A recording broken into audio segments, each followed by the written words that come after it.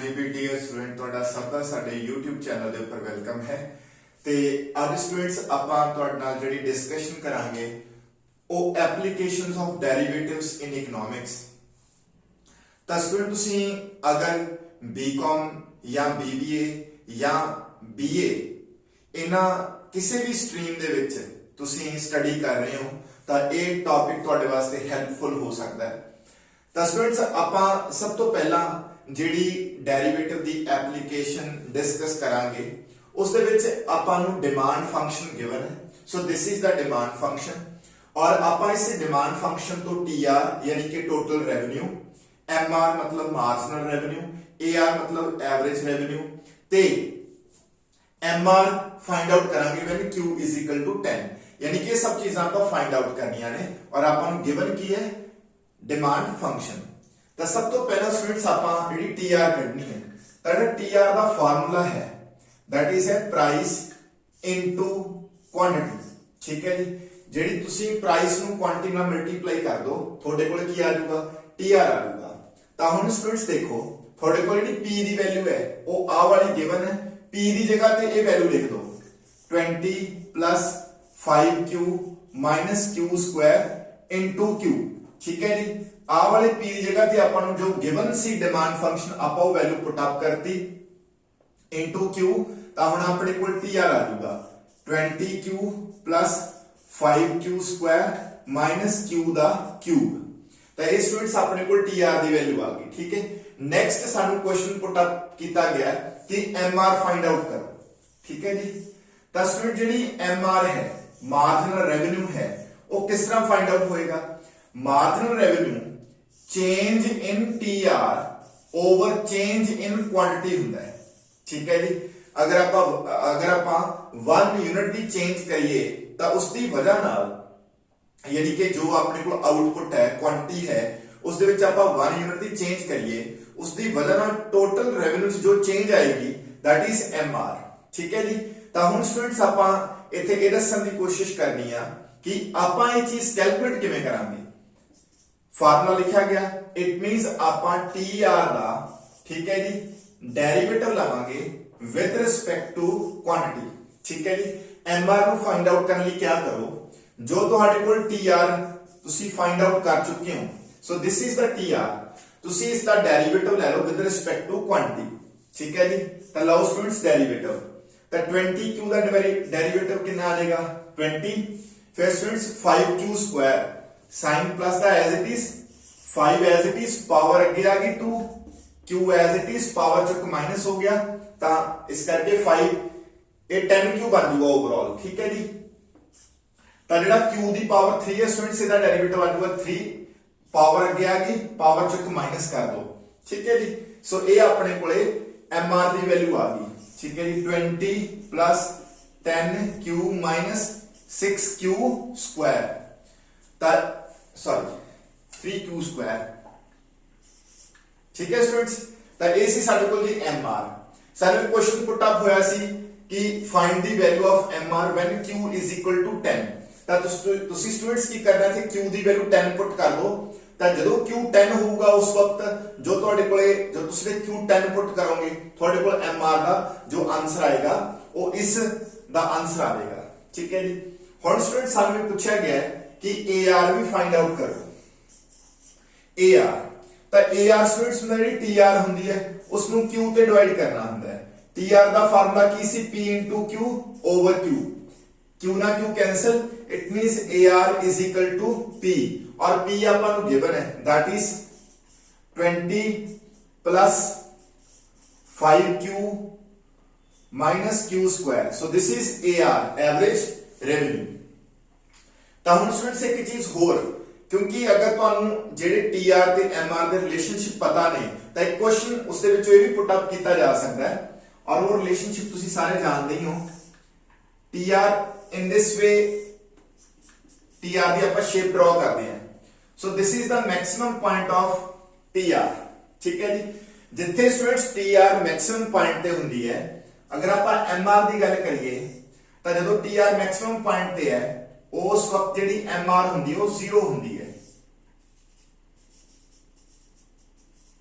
ਠੀਕ ਹੈ ਜੀ, ਤਾਂ TR मैक्सिमम होएगी when MR is equal to 0।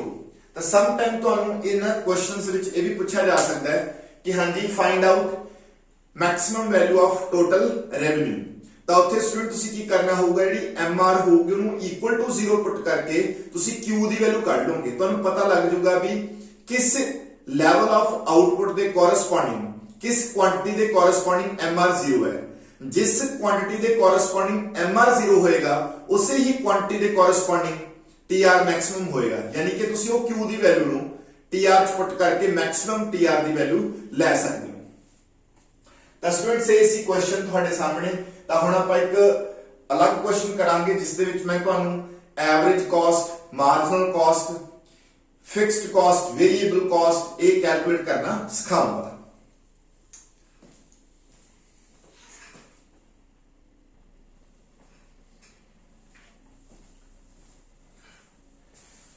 हाँ जी भी स्टूडेंट्स हुण तुहाडे सामने जिहड़ा क्वेश्चन है इस च आपां नूं कॉस्ट फंक्शन गिवन है और कॉस्ट फंक्शन गिवन है जी आपां AC average cost, marginal cost, fixed cost, variable cost, average fixed cost, average variable cost and minimum value of AC find out करना है। तो स्टूडेंट सब तो पहला आपां जिहड़ा कॉस्ट फंक्शन है उहनूं नोट डाउन करिए। तो आपां नूं कॉस्ट फंक्शन जिसनूं मैं C नाल डिनोट कर रहा गिवन है Q square minus 4Q plus 100। तो ये स्टूडेंट्स अपने को टोटल कॉस्ट फंक्शन है। तो टोटल कॉस्ट के दो कंपोनेंट्स होंगे हैं, वेरिएबल कॉस्ट ते फिक्स्ड कॉस्ट। तो सब तो पहला स्टूडेंट्स आप फिक्स्ड कॉस्ट को दसते हैं। FC stands for fixed cost. Fixed cost को फाइंड आउट करने लिए तुसी क्या करो, put Q is equal to 0, यानी कि तुसी अपनी आउटपुट की वैल्यू 0 पुट कर दो, क्योंकि जदों तुसी आउटपुट की वैल्यू 0 पुट करोगे इत्थे भी 0 पुट हो जाएगा, इत्थे भी। तो स्टूडेंट्स तुहाडे कोल जिहड़ी वैल्यू आएगी तो फिक्स्ड कॉस्ट तुहाडे कोल आ जाएगी 100, क्योंकि 0 0 तो इस दे नाल कोई क्यू नहीं है, तो इस करके तुसी 0 पुट करोगे तो तुहाडे कोल जिहड़ी फिक्स्ड कॉस्ट की वैल्यू है 100 आ जाएगी। यानी कि वेरी सिंपल लैंग्वेज जिहड़ा तुहाडा कॉस्ट फंक्शन होगा और जिहड़ी सिंगल कांस्टेंट वैल्यू होगी, ठीक है जी, जिस नाल कोई वेरिएबल नहीं लग्या होएगा वो तुहाडी फिक्स्ड कॉस्ट होएगी। क्योंकि फिक्स्ड कॉस्ट की खासियत हुंदी है कि जदों तुहाडी आउटपुट दा लेवल 0 हुंदा है, फिक्स्ड कॉस्ट उस वक्त भी तुहानू जिहड़ी ओ पै रही हुंदी है, यानी कि तुहानू जिहड़ी फिक्स्ड कॉस्ट पे करनी पैंदी है। क्योंकि फिक्स्ड कॉस्ट वो कॉस्ट हुंदी है जिसका आउटपुट दे नाल कोई लेना देना नहीं हुंदा। तुसी आउटपुट इंक्रीज करो, डिक्रीज करो, चाहे 0 कर दो, ਜਿਹੜੇ ਫਿਕਸਡ ਕਾਸਟ ਆ ਉਹ ਵਾਲੇ ਖਰਚੇ ਤੁਹਾਨੂੰ ਪੈਣਗੇ। ਇਸੇ ਕਰਕੇ ਅਸੀਂ ਆਊਟਪੁੱਟ ਨੂੰ 0 ਪੁੱਟ ਕਰਕੇ ਫਿਕਸਡ ਕਾਸਟ ਨੂੰ ਫਾਈਂਡ ਆਊਟ ਕਰ ਸਕਦੇ ਹਾਂ। ਠੀਕ ਹੈ ਜੀ। ਤਾਂ ਹੁਣ students variable cost, VC stands for variable cost. ਉਹਦੇ ਲਈ ਸਟੂਡੈਂਟਸ ਤੁਸੀਂ ਕੀ ਕਰੋ, ਜਿਹੜੀ ਤੁਹਾਡੀ ਟੋਟਲ ਕਾਸਟ ਹੈ ਉਹਦੇ ਵਿੱਚੋਂ ਫਿਕਸਡ ਕਾਸਟ ਮਾਈਨਸ ਕਰ ਦਿਓ। ਠੀਕ ਹੈ ਜੀ। ਜਦੋਂ ਤੁਸੀਂ ਮਾਈਨਸ ਕਰੋਗੇ ਤਾਂ ਤੁਹਾਡੀ ਆ ਟੋਟਲ ਕਾਸਟ ਹੈ। ठीक है, this is the total cost. ਉਹਦੇ ਵਿੱਚੋਂ ਫਿਕਸਡ ਕਾਸਟ 100 ਮਾਈਨਸ ਕਰੋਗੇ ਤਾਂ ਤੁਹਾਡੇ ਕੋਲ ਜਿਹੜੀ ਵੇਰੀਏਬਲ ਕਾਸਟ ਬਚੂਗੀ ਉਹ ਬਚੂਗੀ Q ਸਕੁਆਇਰ ਮਾਈਨਸ 4Q। ਤਾਂ ਇਸ ਵੇ ਸਟੂਡੈਂਟਸ ਤੁਹਾਡੇ ਕੋਲ ਫਿਕਸਡ ਕਾਸਟ ਵੀ ਆ ਗਈ ਤੇ ਵੇਰੀਏਬਲ ਕਾਸਟ ਵੀ ਆ ਗਈ। ਹੁਣ ਆਪਾਂ ਪਹੁੰਚੀਏ ਐਵਰੇਜ ਫਿਕਸਡ ਕਾਸਟ ਤੇ ਐਵਰੇਜ ਵੇਰੀਏਬਲ ਕਾਸਟ। ਤਾਂ ਇਹ ਬਿਲਕੁਲ ਸਿੰਪਲ ਫੰਡਾ ਹੁੰਦਾ ਸਟੂਡੈਂਟਸ। ਜਿਹੜੀ ਤੁਹਾਡੀ ਐਵਰੇਜ ਆਫ ਫਿਕਸਡ ਕਾਸਟ ਹੈ ਉਹਦਾ ਫਾਰਮੂਲਾ ਹੈ ਫਿਕਸਡ ਕਾਸਟ ਨੂੰ ਤੁਸੀਂ ਕੁਆਂਟੀਟੀ ਤੇ ਡਿਵਾਈਡ ਕਰ ਦਿਓ, ਯਾਨੀ ਕਿ Q ਤੇ ਡਿਵਾਈਡ ਕਰ ਦਿਓ। फिक्स्ड कॉस्ट ਤੁਹਾਡੀ ਸੀਗੀ ਜੀ 100 ਡਿਵਾਈਡਡ ਬਾਈ Q ਕਰਕੇ ਤੁਹਾਡੇ ਕੋਲ ਐਵਰੇਜ ਆਫ ਫਿਕਸਡ ਕਾਸਟ ਆ ਗਈ। ਜਿਹੜੀ ਐਵਰੇਜ ਵੇਰੀਏਬਲ ਕਾਸਟ ਹੈ ਸਟੂਡੈਂਟਸ ਉਹ ਆਏਗੀ ਵੇਰੀਏਬਲ ਕਾਸਟ ਨੂੰ Q ਤੇ ਡਿਵਾਈਡ ਕਰਕੇ। ਤਾਂ ਵੇਰੀਏਬਲ ਕਾਸਟ ਤੁਹਾਡੇ ਕੋਲ ਕੀ ਸੀ, Q Square -4Q over Q।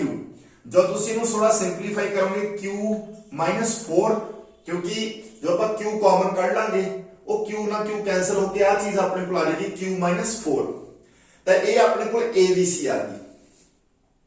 हुण स्टूडेंट्स आप आगे मूव करते हैं तो हुण आप AC ते MC फाइंड आउट करांगे। ठीक है जी।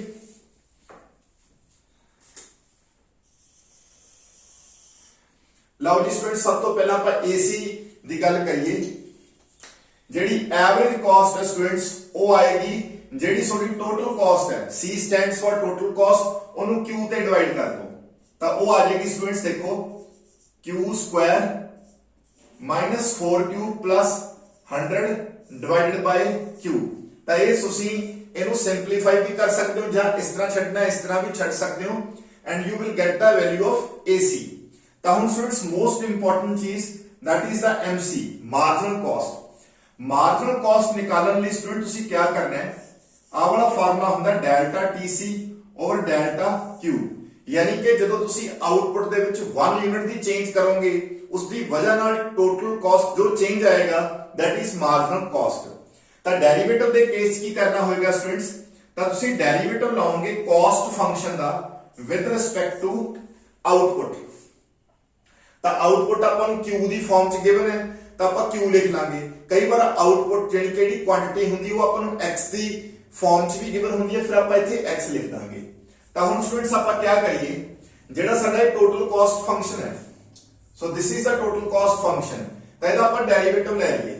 Q ਸਕੁਆਇਰ ਦਾ ਡੈਰੀਵੇਟਿਵ ਆਪਣੇ ਕੋਲ ਆ ਗਿਆ ਜੀ 2Q ਮਾਈਨਸ 4Q ਦਾ ਡੈਰੀਵੇਟਿਵ ਆ ਗਿਆ ਜੀ ਆਪਣੇ ਕੋਲੇ ਮਾਈਨਸ 4। 100 ਕਿਉਂਕਿ ਕਾਂਸਟੈਂਟ ਵੈਲਿਊ ਦਾ ਡੈਰੀਵੇਟਿਵ ਹੋਏਗਾ 0, ਇਹ ਆਪਾਂ ਨਹੀਂ ਲਿਖਾਂਗੇ। ਤਾਂ ਇਹ ਸਟੂਡੈਂਟਸ ਆ ਗਿਆ ਆਪਣੇ ਕੋਲ MC ਯਾਨੀ ਕਿ ਮਾਰਜਨਲ ਕਾਸਟ। ਉਸ ਤੋਂ ਬਾਅਦ ਸਟੂਡੈਂਟਸ ਅਸੀਂ ਹਰ ਇੱਕ ਚੀਜ਼ ਨਿਕਾਲ ਚੁੱਕੇ ਹਾਂ। ਹੁਣ ਆਪਾਂ ਨੂੰ ਇੱਕ ਬਹੁਤ ਇੰਪੋਰਟੈਂਟ ਕੁਐਸਚਨ ਦਿੱਤਾ ਗਿਆ that is minimum value of AC ਕਿ minimum value of AC ਨਿਕਾਲ ਦੋ। ਤਾਂ ਉਹਦੇ ਲਈ ਸਟੂਡੈਂਟਸ ਦੇਖੋ ਜੀ ਕੀ ਹੋਏਗਾ, ਜਿਹੜੀ ਮਿਨੀਮਮ ਵੈਲਿਊ ਆਫ AC ਹੈ, ਮਿਨੀਮਮ ਵੈਲਿਊ ਆਫ AC, ਉਸ ਦੇ ਲਈ ਤੁਸੀਂ ਕੀ ਕਰਨਾ ਹੋਊਗਾ, ਸਲੋਪ ਆਫ AC ਕੈਲਕੂਲੇਟ ਕਰਨੀ ਹੋਏਗੀ। ਮਿਨੀਮਮ ਵੈਲਿਊ ਆਫ AC ਲਈ ਤੁਸੀਂ ਕੀ ਕਰੋਗੇ, ਸਲੋਪ ਆਫ AC ਕੈਲਕੂਲੇਟ ਕਰੋਗੇ, ਐਵਰੇਜ ਕਾਸਟ ਦੀ ਸਲੋਪ ਔਰ ਉਹਨੂੰ ਇਕੁਅਲ ਟੂ ਪੁੱਟ ਕਰ ਦੋਗੇ 0। ਕਿਉਂਕਿ ਸਟੂਡੈਂਟਸ ਆ ਤੁਹਾਡੀ ਜਿਹੜੀ ਐਵਰੇਜ ਕਾਸਟ ਹੈ ਉਹ ਇੱਕ U ਸ਼ੇਪਡ ਹੁੰਦੀ ਹੈ ਨਾ ਜੀ, ਠੀਕ। ਤੇ ਜਿਹੜੀ ਐਵਰੇਜ ਕਾਸਟ ਦਾ ਲੋਐਸਟ ਪੁਆਇੰਟ ਹੈ ਉਹ ਆਹ ਵਾਲਾ ਹੈ ਜੀ, ਆ ਜਿੱਥੇ ਐਵਰੇਜ ਕਾਸਟ ਦਾ ਲੋਐਸਟ ਪੁਆਇੰਟ ਹੈ ਨਾ ਉੱਥੇ ਐਵਰੇਜ ਕਾਸਟ ਜਿਹੜੀ ਸਲੋਪ ਹੁੰਦੀ ਆ ਉਹ 0 ਹੋ ਜਾਂਦੀ ਹੈ। ਤਾਂ ਅਸੀਂ ਕੀ ਕਰਾਂਗੇ, ਅਸੀਂ ਸਲੋਪ ਆਫ AC ਨਿਕਾਲ ਲਾਂਗੇ ਔਰ ਉਹਨੂੰ ਇਕੁਅਲ ਟੂ 0 ਪੁੱਟ ਕਰਕੇ Q ਦੀ ਵੈਲਿਊ ਕੱਢ ਲਾਂਗੇ। ਫਿਰ ਸਾਨੂੰ ਪਤਾ ਲੱਗ ਜਾਊਗਾ ਕਿ ਕਿਸ ਲੈਵਲ ਆਫ ਆਊਟਪੁੱਟ ਤੇ ਐਵਰੇਜ ਕਾਸਟ ਜਿਹੜੀ ਉਹ ਮਿਨੀਮਮ ਆ, ਠੀਕ ਹੈ ਜੀ। ਤਾਂ ਹੁਣ ਸਟੂਡੈਂਟਸ ਆਪਾਂ ਇਹ ਵੀ ਸਿੱਖੀਏ ਕਿ ਸਲੋਪ ਆਫ AC ਕਿਵੇਂ ਨਿਕਾਲਣੀ ਹੈ। ਤਾਂ ਸਲੋਪ ਆਫ AC ਦੇ ਸਟੂਡੈਂਟਸ ਦੋ ਫਾਰਮੂਲਾਸ ਹੁੰਦੇ ਨੇ ਤੇ ਜਿਹੜਾ ਅਸੀਂ ਇਸਤੇਮਾਲ ਕਰਾਂਗੇ, ਪਹਿਲਾਂ ਮੈਂ ਤੁਹਾਨੂੰ ਦੱਸਦਾ ਕਿ ਮੈਂ ਸਲੋਪ ਆਫ AC ਕਿਵੇਂ ਨਿਕਾਲੂੰਗਾ। ਮੈਂ ਸਲੋਪ ਆਫ AC ਨਿਕਾਲੂੰਗਾ ਸਟੂਡੈਂਟਸ ਡੈਰੀਵੇਟਿਵ ਲੈ ਕੇ, AC ਦਾ ਡੈਰੀਵੇਟਿਵ ਲਾਉਂਗਾ ਵਿਦ ਰਿਸਪੈਕਟ ਟੂ ਕੁਆਂਟੀਟੀ, ਤਾਂ ਇਹ ਬਿਲਕੁਲ ਸਲੋਪ ਆਫ AC ਆ ਜਾਏਗੀ। ਔਰ ਬਾਅਦ ਦੇ ਵਿੱਚ ਉਸ ਸਲੋਪ ਆਫ AC ਨੂੰ ਮੈਂ ਇਕੁਅਲ ਟੂ ਕੀ ਕਰ ਦੂੰਗਾ, इक्वल टू 0 पुट कर दूंगा, ठीक है। यानी कि तुसी सिर्फ ये नोटिस करना है कि जेडी स्लोप ऑफ AC है वो किवें आ रही है, डेरिवेटिव लेके AC दा डेरिवेटिव ले लो with respect to quantity, you will get slope of AC। ਤੁਹਾਡੇ ਕੋਲ स्लोप ऑफ AC ਦੀ ਵੈਲਿਊ ਆ ਜਾਏਗੀ। ਤਾਂ ਹੁਣ ਸਟੂਡੈਂਟਸ ਆਪਾਂ ਇਹ ਚੀਜ਼ ਜਿਹੜੀ ਹੈਗੀ ਹੈ ਇਹਨੂੰ ਕੈਲਕੂਲੇਟ ਕਰਦੇ ਹਾਂ ਜੀ। ਦੇਖੋ ਤਾਂ ਆਪਣੇ ਕੋਲ ਇਹ ਪਈ ਜੀ AC, ਠੀਕ ਹੈ। ਇਸ ਨੂੰ ਥੋੜਾ ਸਿੰਪਲੀਫਾਈ ਕਰ ਲਈਏ ਜੀ, डिवाइड कर दिए Q ਨੂੰ, है ना। Q स्क्वायर ਨੂੰ Q ਤੇ डिवाइड ਕੀਤਾ, Q आ गया जी। 4Q divided by Q only 4 आ गया जी। 100 डिवाइडेड बाय Q, ਤਾਂ ਇਹਨੂੰ ਸਟੂਡੈਂਟ ਤੁਸੀਂ ਇਸ ਤਰ੍ਹਾਂ ਵੀ ਲਿਖ ਸਕਦੇ ਹੋ, ਠੀਕ ਹੈ। 100 डिवाइडेड बाय Q ਹੈ, ਠੀਕ ਹੈ ਜੀ। ਅਸੀਂ ਕੀ ਕਰਾਂਗੇ, ਜਿਹੜਾ ਇਹ ਵਾਲਾ Q ਹੈ ਨਾ ਇਹਨੂੰ ਉੱਪਰ ਲੈ ਜਾਾਂਗੇ ਜੀ ਤੇ ਇਹਦੀ ਪਾਵਰ ਪਾ ਲਾਂਗੇ -1, ਠੀਕ ਹੈ ਜੀ। ਯਾਨੀ ਕਿ ਕਹਿਣ ਤੋਂ ਮਤਲਬ ਸਟੂਡੈਂਟਸ 100 डिवाइडेड बाय Q ਨੂੰ ਮੈਂ ਇਸ ਤਰ੍ਹਾਂ ਲਿਖ ਲਿਆ 100 Q ਦੀ ਪਾਵਰ -1। ਤਾਂ ਹੁਣ ਇਹ ਸਾਡੇ ਕੋਲ AC ਹੈ ਜੀ, ਠੀਕ ਹੈ। ਤਾਂ ਆਪਾਂ ਇਸ ਦਾ ਕੀ ਕਰਾਂਗੇ, ਡੈਰੀਵੇਟਿਵ ਲਵਾਂਗੇ। ਲਓ ਜੀ, ਤਾਂ ਇੱਥੇ ਮੈਂ ਇਹਦਾ ਡੈਰੀਵੇਟਿਵ ਲਾਉਂਗਾ, ਇਸ ਚੀਜ਼ ਦਾ ਡੈਰੀਵੇਟਿਵ, ਠੀਕ ਹੈ ਸਟੂਡੈਂਟਸ। ਤਾਂ ਹੁਣ Q ਦਾ ਡੈਰੀਵੇਟਿਵ ਆਪਣੇ ਕੋਲ ਕਿੰਨਾ ਆ ਗਿਆ ਜੀ, 1 ਆ ਗਿਆ, ਠੀਕ ਹੈ ਜੀ। ਜਿਹੜਾ ਸਟੂਡੈਂਟਸ 4 ਆ ਉਹਦਾ ਡੈਰੀਵੇਟਿਵ ਜਿਹੜਾ ਹੈਗਾ ਆਪਣੇ ਕੋਲੇ ਉਹ ਆ ਜਾਏਗਾ 0, ठीक है जी। फिर इसका डेरिवेटिव लवांगे, ये अपने को स्टूडेंट्स पहला आ जाएगा -100, ठीक है। फिर Q की जी पावर चो आप -1 करांगे, जो -1 करांगे तो -2 बन जाएगा, ठीक है जी। आ चीज आ जाएगी। तो हुण इस चीज लिए स्टूडेंट्स आप बोर्ड क्लीयर कर लिए, तो फिर आप इसको आगे सॉल्व करते हैं।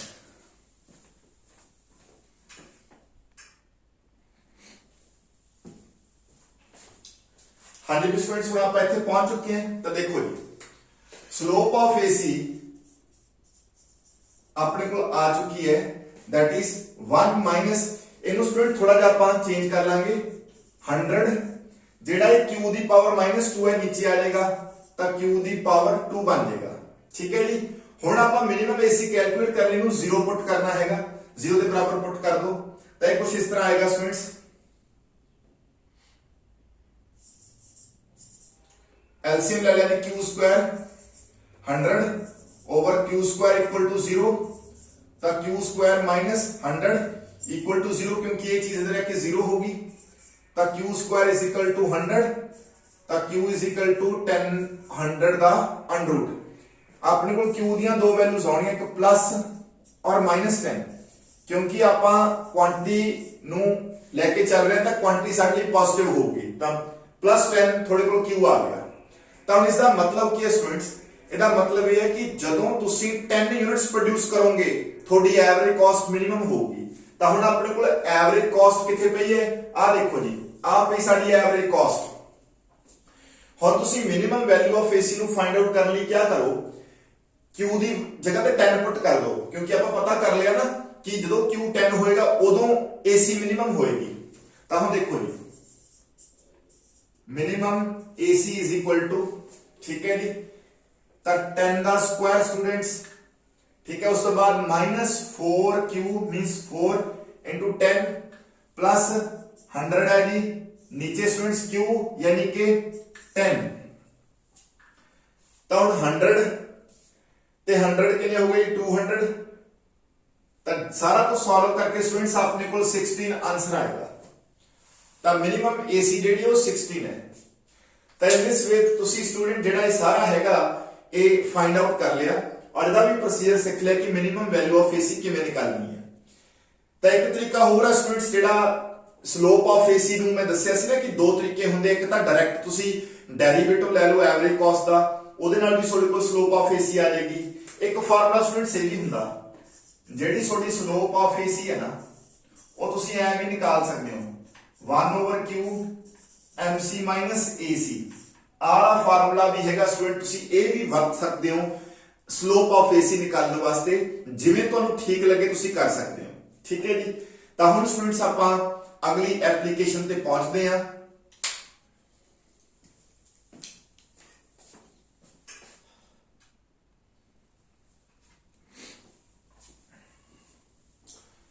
हाँ जी भी स्टूडेंट्स इस क्वेश्चन दे विच मैं तुहानू प्राइस इलास्टिसिटी ऑफ डिमांड जिहड़ी है वो कैलकुलेट करना सिखाऊंगा अगर तुहानू डिमांड फंक्शन गिवन होए ਆਪਾਂ दो क्वेश्चन सॉल्व करांगे दोनों दे विचों इलास्टिसिटी ऑफ डिमांड जिहड़ी है वो फाइंड आउट करांगे। पहला डिमांड फंक्शन ए वाला है दूसरा डिमांड फंक्शन ए वाला है तो ਆਪਾਂ दोनों केसेस दे विच ਤੁਹਾਨੂੰ इलास्टिसिटी ऑफ डिमांड जिहड़ी है वो निकालनी सिखावांगे। तो स्टूडेंट्स ਜਿਹੜਾ इलास्टिसिटी ऑफ डिमांड है प्राइस इलास्टिसिटी ऑफ डिमांड है उसका ए वाला फार्मूला है P/Q into डेरिवेटिव Q दा with respect to P तो दिस इज द फार्मूला। तो हुण आपां पहला केस डिस्कस करते हैं स्टूडेंट्स पहले केस दे विच आपां नूं गिवन है Q तो इस दे विचों पहला आपां ए वाला पोर्शन फाइंड आउट करांगे स्टूडेंट्स ए वाला पोर्शन डेरिवेटिव लवांगे Q दा with respect to P आ Q है आपां with respect to P derivative ले लईए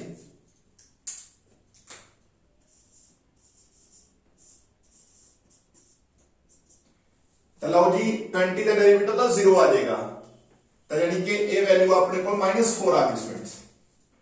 ठीक है -4p का डेरिवेटिव जो ਆਪਾਂ with respect to p derivative लिया -4 आ गया। ਹੁਣ स्टूडेंट्स अपने को इस चीज की वैल्यू आ गई -4 p की वैल्यू ਜਿਹੜੀ ਹੈਗੀ ਹੈ ਆਪਾਂ 3 पुट करनी है क्योंकि उन्होंने ਆਪਾਂ ਨੂੰ ਕਿਹਾ कि when p = 3 find out elasticity of demand है ना तो हम P3 है तो Q की वैल्यू आप स्टूडेंट्स निकाल लेने हैं जेड़ा Q है वो किवें आएगा 20 - 4 P अपन नु कितना गिवन है 3 पुट कर दो तो Q की वैल्यू आ जाएगी तो स्टूडेंट्स अपने को 8 आ गया -P सॉरी इतने लेने ਆਪਾਂ ठीक है जी आ गया जी P अपने को 3 है स्टूडेंट्स ते Q की वैल्यू अपने को 8 आ dq ओवर dp की वैल्यू अपने को -4 आ तो माइनस ना माइनस कैंसल 4 12 ओवर 8 तो ये अपने को 1.5 आ गई so this is the answer ठीक है जी corresponding to P is equal to 3 elasticity की वैल्यू जी 1.5 ਹੁਣ स्टूडेंट्स आप ये क्वेश्चन ਤੁਹਾਨੂੰ सॉल्व करना सिखावांगे दिस वन फार्मूला बिल्कुल सेम है प्राइस इलास्टिसिटी का formula -P over x dx over dp ਤਾਂ स्टूडेंट्स फर्क कुछ नहीं है इस क्वेश्चन च ਜਿਹੜੀ ਕੁਆਂਟੀਟੀ ਸੀ ਉਹ q ਨਾਲ ਡਿਨੋਟਡ ਸੀ ਇਸ क्वेश्चन ਜਿਹੜੀ ਕੁਆਂਟੀਟੀ ਉਹਨੂੰ x ਨਾਲ ਰਿਪਰੈਜ਼ੈਂਟ ਕੀਤਾ ਹੋਇਆ ਦਾ ਕੋਈ ਫਰਕ ਨਹੀਂ ਹੁੰਦਾ ਠੀਕ ਹੈ ਜੀ ਚਲੋ ਤਾਂ ਸਭ ਤੋਂ ਪਹਿਲਾ ਪੋਰਸ਼ਨ ਸਟੂਡੈਂਟਸ ਇਹ ਨਿਕਲੇਗਾ ਪਰ ਤੁਸੀਂ ਇਸ ਕੁਐਸਚਨ ਚ ਨੋਟਿਸ ਕਰੋ ਕਿ ਤੁਹਾਨੂੰ ਸਾਰੀ ਜਿਹੜੀ ਇਕੁਏਸ਼ਨ ਆ ਉਹ x ਦੀ ਫਾਰਮ ਚ ਗਿਵਨ ਆ p ਦੇ ਇਕੁਅਲ ਕਰਕੇ x ਦੀ ਫਾਰਮ ਚ ਗਿਵਨ ਆ ਤਾਂ ਉਹਦੇ ਲਈ ਤੁਸੀਂ ਕੋਈ ਚੱਕਰ ਨਹੀਂ ਹੈ ਤੁਸੀਂ ਡੈਰੀਵੇਟਿਵ p ਦਾ ਲੈ ਲਓ ਵਿਦ ਰਿਸਪੈਕਟ ਟੂ x ਬਾਅਦ ਚ ਆਪਾਂ ਉਹਦਾ ਰੈਸਿਪਰੋਕਲ ਕਰ ਲਾਂਗੇ ਠੀਕ ਹੈ ਜੀ ਤਾਂ ਸਟੂਡੈਂਟਸ ਡੈਰੀਵੇਟਿਵ ਆ ਜਾਊਗਾ p ਦਾ ਵਿਦ ਰਿਸਪੈਕਟ ਟੂ x ਉਹ ਕਿਵੇਂ ਆਏਗਾ ਹੁਣ ਆ ਚੀਜ਼ ਦਾ ਆਪਾਂ ਡੈਰੀਵੇਟਿਵ ਲੈਣਾ ਹੈ x as such इथे स्टूडेंट्स जेड़ा u into v रूल आ डेरिवेटिव दा मल्टीप्लिकेटिव रूल अप्लाई होएगा ठीक है जी क्योंकि इथे एक सिंपल फंक्शन ते जेड़ा एक्सपोनेंशियल फंक्शन है दोनों आपस में मल्टीप्लाइड ने इस करके आपां इथे u into v दा रूल लावांगे u into दे v दे रूल दे अकॉर्डिंग पहला तुसी जेड़ी आ x है नु एज इट इज रखो डेरिवेटिव किदा लाओगे e दी पावर -x दा ਤਾਂ ਉਹ स्टूडेंट जब तुसी दा डेरिवेटिव लाओगे ਤਾਂ ਉਹ ਤੁਹਾਡੇ ਕੋਲ आएगा माइनस e दी पावर -x ठीक है जी फिर आपका स्टूडेंट साइन प्लस का हुण आपां e दी पावर -x रखांगे एज इट इज डेरिवेटिव लवांगे x दा जो कि आएगा 1 ठीक है जी तो ये सारा मल्टीप्लाई किया था अपने को स्टूडेंट्स आ चीज आ गई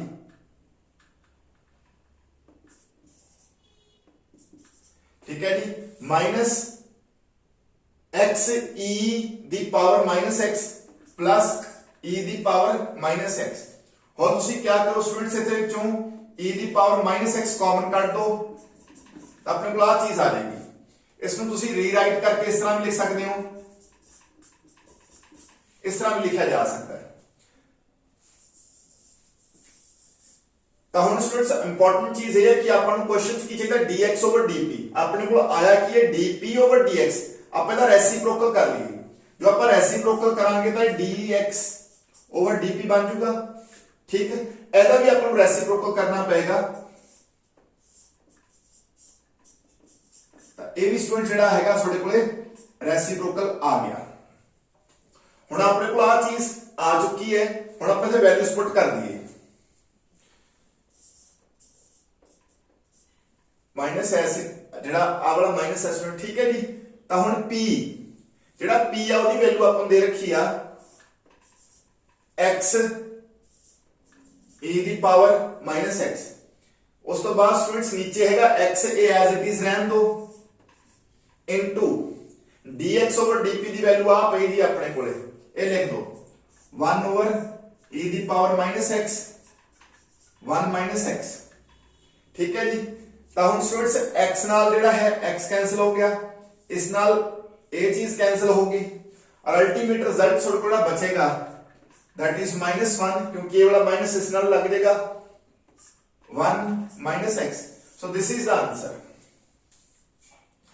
in this way student तुसी जेडे क्वेश्चन सॉल्व कर सकते हो price elasticity of demand JD है उन्हों फाइंड आउट कर सकते हो from the given demand function ਤਾਂ ਹੁਣ स्टूडेंट्स एक हल्का जा एप्लीकेशन रह गया जिस दे विच मैं ਤੁਹਾਨੂੰ ਆਪਨੂੰ ਕੰਜ਼ੰਪਸ਼ਨ ਫੰਕਸ਼ਨ ਗਿਵਨ ਹੋਊਗਾ ਉਹਦੇ ਵਿੱਚੋਂ ਆਪਾਂ MPC ਤੇ MPS ਨਿਕਾਲਣੀ ਸਿੱਖਾਂਗੇ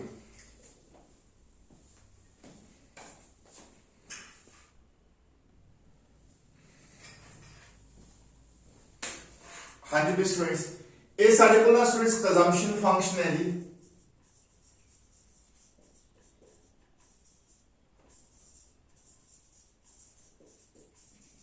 ਇਹ ਸਾਨੂੰ ਇੱਕ assumption function given ਹੈ ਸਾਨੂੰ ਕਿਹਾ ਗਿਆ ਕਿ find out ਕਰੋ MPC and MPS ਤੇ ਕਿ APC find out ਕਰਨੀ ਹੈ। ਤਾਂ ਸਟੂਡੈਂਟ ਸਭ ਤੋਂ ਪਹਿਲਾਂ ਦੱਸਦੇ ਕਿ MPC क्या है? ਮਾਰਜਨਲ ਪ੍ਰੋਪੈਂਸਿਟੀ ਟੂ ਕੰਜ਼ਿਊਮ, ਜਿਹਨੂੰ ਪੰਜਾਬੀ ਚ ਸੀਮਾਂਤ ਉਪਭੋਗ ਪ੍ਰਵਿਰਤੀ ਕਹਿੰਦੇ ਆ। ਔਰ ਇਹ MPC ਉਹਦਾ ਜਿਹੜਾ ਫਾਰਮੂਲਾ ਹੁੰਦਾ ਹੈ ਉਹ ਆ ਚੀਜ਼ ਹੈ delta C over delta Y, ਯਾਨੀ ਕਿ ਇਨਕਮ ਦੇ ਵਿੱਚ ਚੇਂਜ ਆਉਣ ਦੇ ਨਾਲ ਕੰਜ਼ੰਪਸ਼ਨ ਚ ਕਿੰਨੀ ਚੇਂਜ ਆਉਂਦੀ ਨੂੰ ਆਪਾਂ MPC ਤੋਂ ਪਤਾ ਕਰਦੇ ਹਾਂ। ਔਰ ਜਿਹੜੀ ਤੁਹਾਡੀ MPS ਹੁੰਦੀ ਆ ਉਹ ਫਾਈਂਡ ਆਊਟ ਹੋ ਸਕਦੀ ਹੈ 1 ਮਾਈਨਸ ਕੀ ਕਰਕੇ MPC ਕਰਕੇ, ਕਿਉਂਕਿ ਤੁਸੀਂ ਇਹ ਰਿਲੇਸ਼ਨਸ਼ਿਪ ਨੂੰ ਮੈਕਰੋ ਇਕਨੋਮਿਕਸ ਚ ਪੜਿਆ ਹੋਵੇਗਾ ਕਿ MPC ਤੇ MPS ਦਾ ਜੋ ਟੋਟਲ ਹੈ that is equal to 1 ਹੁੰਦਾ ਹੈ। ਤਾਂ ਹੁਣ ਸਟੂਡੈਂਟਸ ਆਪਾਂ ਇਸ ਕੰਜ਼ੰਪਸ਼ਨ ਫੰਕਸ਼ਨ ਚੋਂ ਸਭ ਤੋਂ ਪਹਿਲਾਂ MPC ਨਿਕਾਲੀਏ। ਤਾਂ MPC ਕਿਵੇਂ ਆਏਗੀ? MPC ਆਏਗੀ ਕੰਜ਼ੰਪਸ਼ਨ ਫੰਕਸ਼ਨ ਦਾ ਡੈਰੀਵੇਟਿਵ ਲਵਾਂਗੇ ਆਪਾਂ ਵਿਦ ਰਿਸਪੈਕਟ ਟੂ ਇਨਕਮ, ਠੀਕ ਹੈ ਜੀ। ਵਿਦ ਰਿਸਪੈਕਟ ਟੂ ਇਨਕਮ ਆਪਾਂ ਡੈਰੀਵੇਟਿਵ ਲੈ ਲਾਂਗੇ। ਤਾਂ 14 ਦਾ ਡੈਰੀਵੇਟਿਵ 0 ਹੋ ਜਾਏਗਾ, ਇਸ ਦਾ ਡੈਰੀਵੇਟਿਵ ਆ ਜਾਏਗਾ ਜੀ 0.8। ਇਸ ਕੇਸ ਚ ਪਾਵਰ ਅੱਗੇ ਆਏਗੀ 1/2, ਜਦੋਂ 0.5 ਨਾਲ ਮਲਟੀਪਲਾਈ ਹੋਗਾ ਤਾਂ 0.25 ਬਣ ਜਾਏਗਾ ਔਰ ਪਾਵਰ ਚੋਂ 1 ਮਾਈਨਸ ਹੋ ਜਾਊਗਾ। ਤਾਂ ਜਦੋਂ ਆਪਾਂ ਹਾਫ ਚੋਂ 1 ਮਾਈਨਸ ਕਰਾਂਗੇ ਤਾਂ -1/2 ਬਚੇਗਾ। So this is the value of students MPC। ਹੁਣ ਤੁਸੀਂ ਕੀ ਕਰਨਾ ਹੈ, ਇਹਦੇ ਵਿੱਚੋਂ ਸਿਰਫ 1 ਚੋਂ ਮਾਈਨਸ ਕਰਨਾ ਹੈ, ਯਾਨੀ ਕਿ MPS ਲਈ ਕੀ ਕਰੋ 1 ਦੇ ਵਿੱਚੋਂ ਮਾਈਨਸ ਕਰ ਦਿਓ MPC the value. So this is the value of MPC, 1 चो minus कर दो, you will get the value of MPS, marginal propensity to save। JD students APC है, that is average propensity to consume। एक किमें आएगी तो data consumption function है, उसमें तुसी income पे divide कर दो, यानी कि 14.8y plus 0.5 y दी power 1/2। ਇਹ ਸਾਰੇ ਫੰਕਸ਼ਨ ਨੂੰ ਤੁਸੀਂ y ਤੇ ਡਿਵਾਈਡ ਕਰ ਦਿਓ, ਜੋ ਰਿਜ਼ਲਟ ਆਏਗਾ ਉਹ APC ਹੋਏਗਾ। ਠੀਕ ਹੈ ਸਟੂਡੈਂਟਸ, ਇਹ ਸੀਗਾ ਜੀ ਤੁਹਾਡੇ ਆਪਾਂ ਕੰਜ਼ੰਪਸ਼ਨ ਫੰਕਸ਼ਨ ਤੋਂ ਜਿਹੜੀ MPC, MPS ਤੇ APC ਨਿਕਾਲੀ। ਠੀਕ ਹੈ ਜੀ। ਅਗਰ ਤੁਸੀਂ APS ਵੀ ਤੁਹਾਨੂੰ ਕਿਹਾ ਜਾਂਦਾ ਹੈ ਨਿਕਾਲਣ ਨੂੰ APS, ਤਾਂ ਉਹਦਾ ਵੀ ਰਿਲੇਸ਼ਨਸ਼ਿਪ ਹੈ ਸਟੂਡੈਂਟਸ। APS ਆ ਜਾਏਗੀ 1 ਮਾਈਨਸ APC ਕਰਕੇ। ਠੀਕ ਹੈ ਜੀ, ਕਲੀਅਰ। 1 ਚੋਂ APC माइनस कर दो, APS आ जाएगा, क्लियर। ਤਾਂ ਹੁਣ ਸਟੂਡੈਂਟ ਤੁਸੀਂ ਇਹ ਸਮਝ ਗਏ ਹੋਵੋਗੇ ਕਿ ਜੋ ਬੇਸਿਕ ਐਪਲੀਕੇਸ਼ਨਸ ਹੈਗੀਆਂ ਨੇ ਡੈਰੀਵੇਟਿਵ ਦੀਆਂ ਇਨ ਇਕਨੋਮਿਕਸ, ਉਹ ਤੁਹਾਡਾ ਮੈਂ ਸ਼ੇਅਰ ਕੀਤੀਆਂ। ਅਗਰ ਤੁਹਾਡਾ ਕੋਈ ਵੈਲਿਊਏਬਲ ਕਮੈਂਟਸ ਹੋਏ ਤਾਂ ਸਟੂਡੈਂਟ ਸਾਡੇ ਨਾਲ ਜਰੂਰ ਸ਼ੇਅਰ ਕਰਿਓ। ਸਾਡੇ ਚੈਨਲ ਨੂੰ ਸਬਸਕ੍ਰਾਈਬ ਕਰੋ ਤੇ ਲਾਈਕ ਕਰੋ। ਠੀਕ ਹੈ ਜੀ, ਤੁਹਾਡੇ ਵੈਲਿਊਏਬਲ ਸੁਜੈਸ਼ਨਸ ਹਮੇਸ਼ਾ ਅਸੀਂ ਧਿਆਨ ਚ ਰੱਖਾਂਗੇ ਔਰ ਅਗਰ ਤੁਸੀਂ ਕੋਈ ਡਿਮਾਂਡ ਕਰੋਗੇ ਵੀਡੀਓ ਦੀ ਤਾਂ ਉਹ ਵੀ ਤੁਹਾਡੇ ਲਈ ਅਸੀਂ ਉਪਲਬਧ ਕਰਵਾਵਾਂਗੇ। Thank you.